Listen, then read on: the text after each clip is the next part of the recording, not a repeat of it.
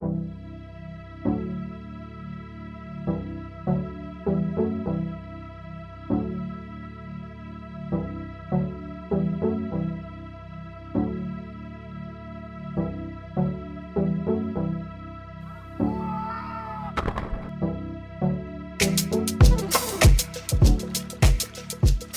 arrojé al mundo sin conocer la definición de vitalismo y la descubrí en él, antes de haberla leído.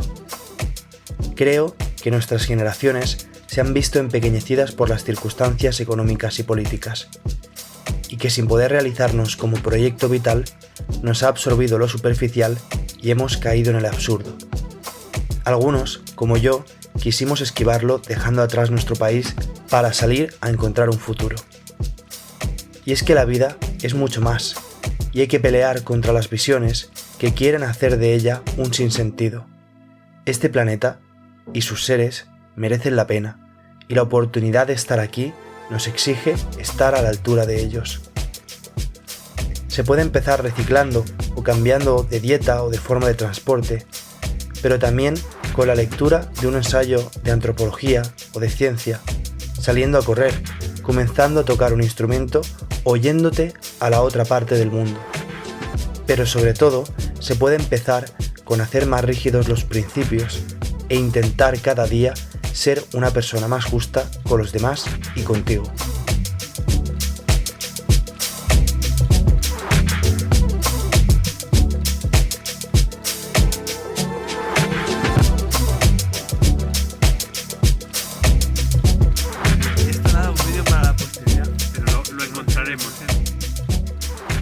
Así que, ¿para qué mencionar esos libros de autoayuda tan débiles filosóficamente y que a nadie pueden salvar?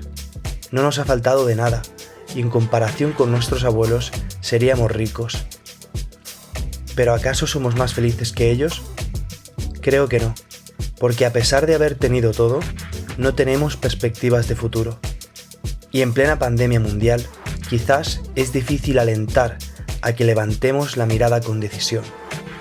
Creo que gran parte aún no ha entendido que no hay placer sin dolor, ni felicidad sin tristeza, y que la realidad dista bastante de ser lo que nos gustaría.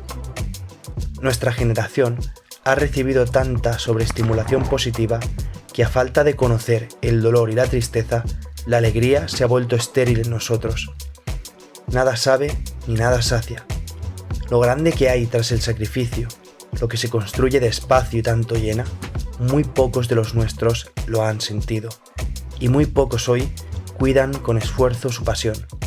Algunos ni siquiera la tienen.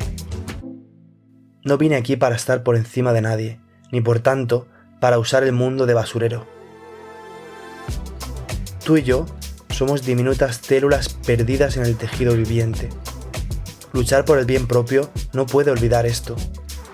Construye una mejor versión de ti que no deje fuera a los demás. Salvarse del absurdo necesita conquistar la autonomía individual y llevarla lejos, pero sumergidos en la biosfera, construir el yo implica cuidar un proyecto común con la sociedad y la naturaleza. Atrévete a mejorar.